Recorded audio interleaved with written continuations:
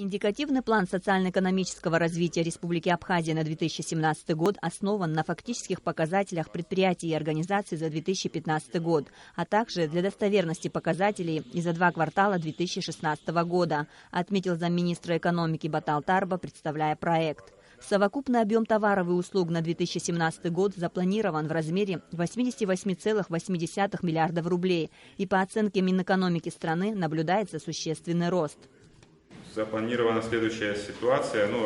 Ведущей отраслью самой наибольшей долей участия в экономике является торговля 52,1%, а также повышается удельная доля промышленности 11,6%. Строительство 12,8% составит, курорты и туризм 6%, платные услуги населения 5,1%. Что касается динамики роста отраслевых показателей по сравнению с плановыми показателями 2016 года, по нашим оценкам, промышленность вырастет в следующем году на 27,7%, совокупный объем производства составит 6 миллиардов рублей. Совокупный рост по отраслям экономики составляет 7,6%, то есть составит 51,7 миллиардов рублей. Кроме того, запланирован рост в отрасли сельского хозяйства на 20%, то есть с 7,6 миллиардов рублей до 9,2 миллиардов рублей. Мы планируем, что прибыль предприятий и организаций в следующем году вырастет на 23,1%, то есть с 3,4 миллиарда рублей до 4,1 миллиарда рублей.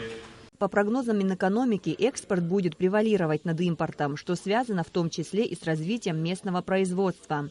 Именно этот факт отметил как положительный и глава правительства Беслан Барциц. Разница была порядка 21 миллиона рублей. Это почти в 8 раз, когда импорт превалирует над экспортом, но на этот год мы планируем разницу, это порядка больше 16 миллиардов, это сокращение почти на 5 миллиардов, то, о чем мы всегда говорили, за счет чего это достигается, прежде всего, наверное, за счет тех, которые выходят на внешний рынок, это такие позиции, как и рыба, и сельское хозяйство и так далее. Говорить о успешном развитии экономики, где 8-кратное превышение импортных показателей над экспортом, наверное, немного будет сложновато, и вот эту динамику нужно будет сохранять, и по возможности по концу будущего года, может, даже и выйти на более высокий объем. Это экспортно-ориентированные предприятия наши, которые на 2,5 миллиарда практически увеличивают свои возможности. Виноводочная, сельское хозяйство. Вице-премьер Беслан Эшба заметил, что увеличение показателей свидетельствует о выводе бизнеса из тени. Практически по всем позициям по совокупному объему идет рост.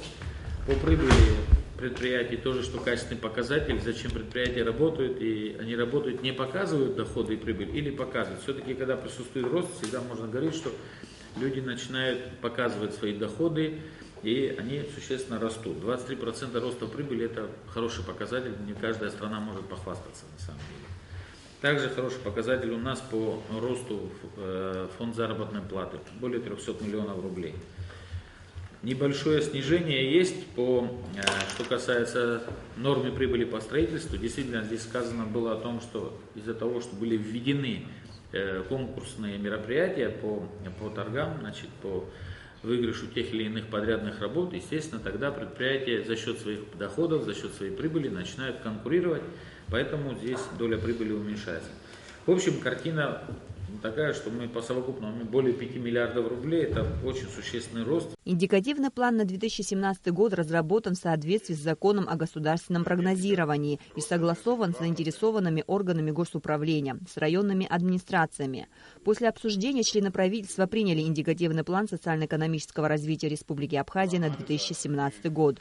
Главный документ, без которого невозможно формирование бюджета страны на будущий год. Еще один вопрос рассмотрели члены правительства. Начальник Государственного управления по вопросам землепользования и кадастру Адам Урахуба представил проект постановления о переводе земельного участка на территории госдачи в Новом Афоне из категории земли специального назначения в категорию земли населенных пунктов для строительства детского сада. Так как на территории города было практически невозможно подобрать землю под строительство садика с соответствующей площадью, было принято решение о выделении части территории государственной дачи под строительство детского садика.